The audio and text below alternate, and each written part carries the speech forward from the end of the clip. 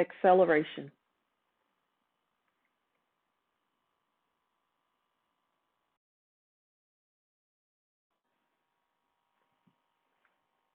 Acceleration can be defined as the rate of change of an object's velocity. The acceleration of an object indicates a change in its speed and/or direction. Acceleration is also a vector quantity, one that is described using both a numeric value and a direction.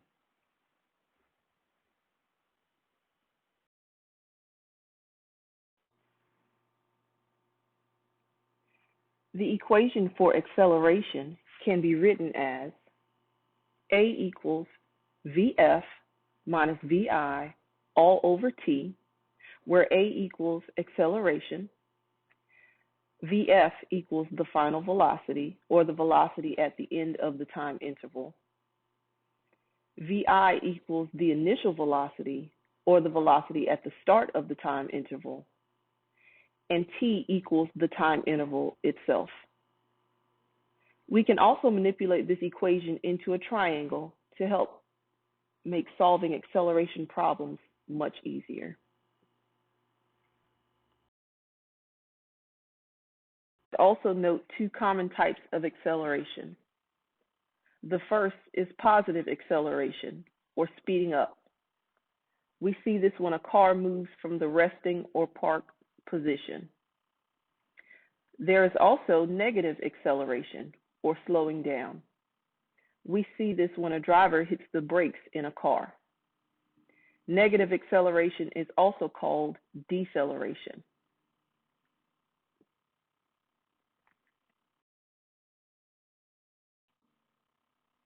Let's practice solving a problem.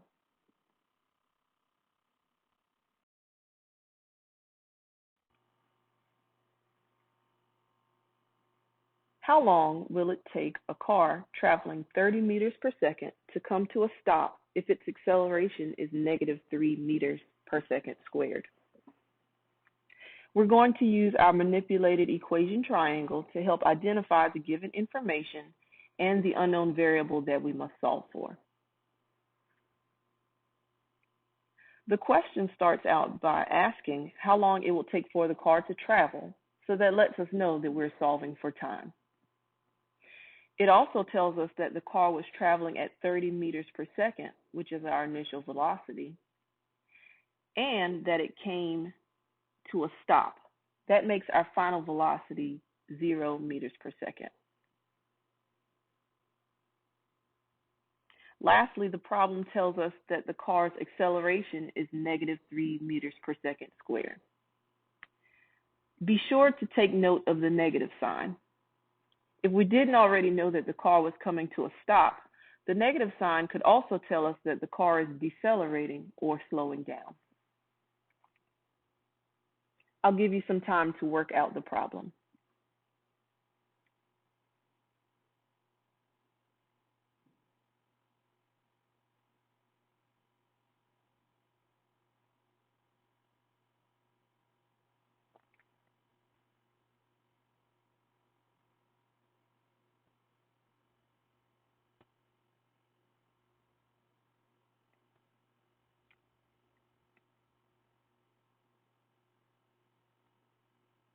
Pause the video here if you need more time to work out your problem. Now, let's check our answer. To solve for time, we'll write out the equation as such, where T equals the final velocity minus the initial velocity, all divided by A.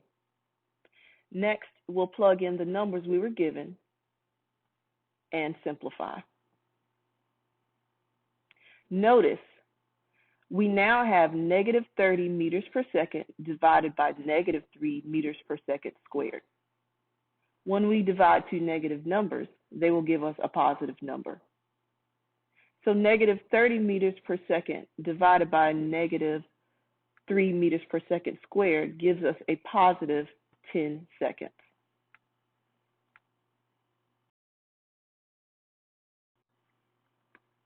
To properly understand acceleration, you must also be able to interpret graphs that contain the information. We can still use the distance time graph to find acceleration. On this graph, acceleration is shown as a curve. While the slope of the line still indicates the velocity of an object, a changing slope indicates a changing velocity.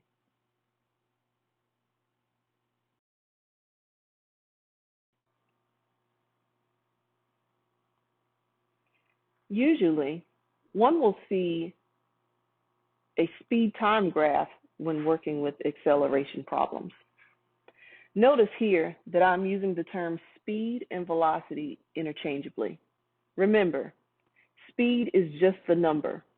Velocity is both the number and a direction. The slope of the line on a speed time graph is its acceleration.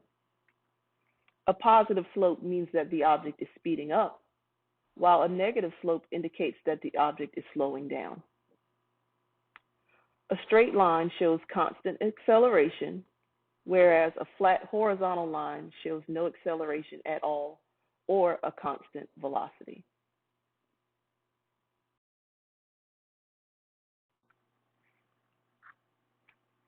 Let's try to interpret this graph. Using the graph, specify the period of time when the object was slowing down, speeding up, moving at a constant speed, and not moving at all. I'll give you a few seconds to think about your answers.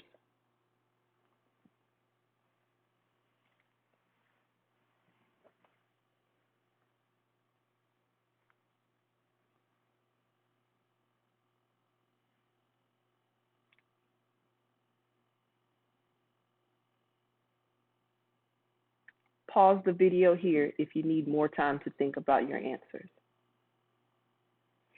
The object was slowing down between the times of 5 and 10 seconds. We know this because the slope of the line during that time interval is negative. The object sped up from 0 to 3 seconds. We also need to note that between 2 and 3 seconds, there is a change in the slope. That lets us know that the object sped up more between 2 and 3 seconds. The object was moving at a constant speed between 3 and 5 seconds. We know that because of the horizontal line. And lastly, the object was not moving at 0 seconds and at 10 seconds. You now know how to solve acceleration problems and interpret speed time graphs and distance time graphs to find acceleration.